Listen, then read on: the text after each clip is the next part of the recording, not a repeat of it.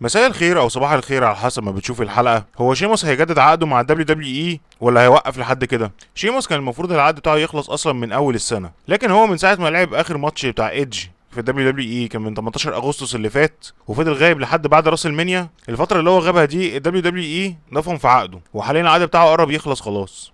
لكن في اخبار طلعت بتقول ان شيموس اصلا جدد عقده مع الدبليو دبليو اي او في المرحله النهائيه من التجديد اصلا، بس لسه مش عارفين مدة العقد بتاعه هتكون يا 3 سنين يا 5 سنين، وانا شايف ان ده اختيار كويس لشيموس ان هو يكمل مع الدبليو دبليو اي. شيموس يعتبر حقق معظم الالقاب كلها في الدبليو دبليو اي، وكسب رويال رامبل وكسب الماني ان ذا بانك وبطولات العالم، لكن هي بطولة واحدة بس اللي لسه ما اخدهاش شيموس لحد دلوقتي، وهو لقب القارات. واول ما يكسب اللقب ده هيبقى ساعتها اسمه مصارع جراند سلام، بمعنى انه حقق كل الالقاب اللي في الدبليو دبليو اي كلها.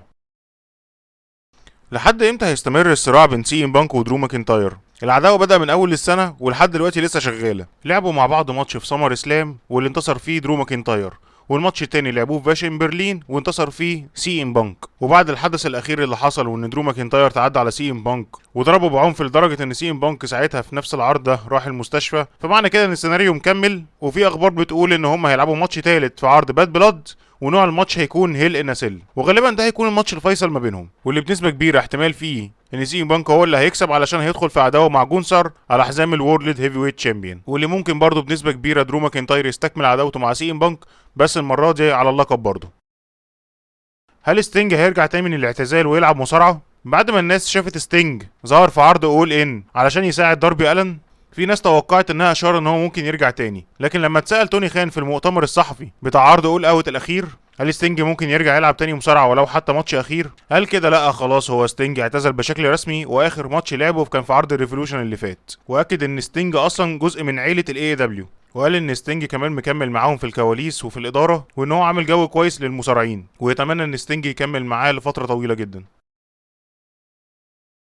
ام في بي في لقاء ليه اتكلم عن الهيرت بيزنس ان هما كانوا هيرجعوهم في الدبليو دبليو اي خلاص. لما هو كان في الدبليو دبليو اي الاداره بتاعت الدبليو دبليو اي بلغتهم خلاص ان هما هيرجعوا يكونوا فريق الهيرت بيزنس من تاني، وساعتها هما جهزوا تيشيرتات وطبعوها خلاص، والخطط خلاص جاهزه ان هما يظهروا. يقوموا فجاه يلاقوا بوبي لاشلي مع فريق الستريت بروفيتس فجأة كده في العروض المباشرة، وانتقد ام في بي الحركة دي لان هم غيروا الخطط بشكل مفاجئ من غير ما يبلغوهم. بصراحة ام في بي من ساعة ما خرج من الدبليو دبليو اي وهو عمال ينتقد في الإدارة وينتقد تريبل اتش، ولسه مش عارفين هيقول ايه تاني.